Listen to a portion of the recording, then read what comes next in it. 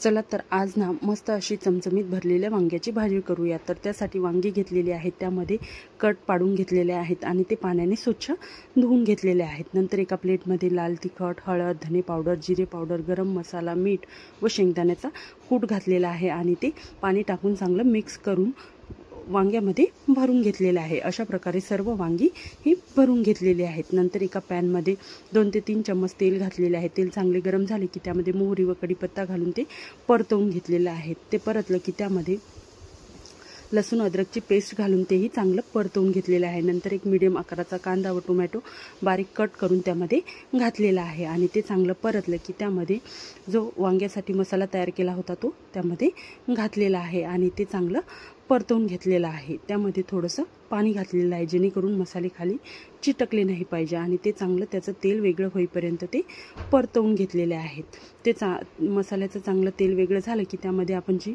वांगी भरून घेतली होती ती त्यामध्ये घालायची आहे आणि त्यामध्ये 1 ग्लास पाणी घालून त्याची एक चांगली उकळी काढून घ्यायची आहे। त्याला एक उकळी आली की त्यामध्ये बारीक चिरून घेतलेली कोथिंबीर घालायची आहे आणि त्यावर झाकण ठेवून 5 ते 7 मिनिटांपर्यंत चांगलं उकळून घ्यायचे आहे। तर रेडी झाली आपली अशी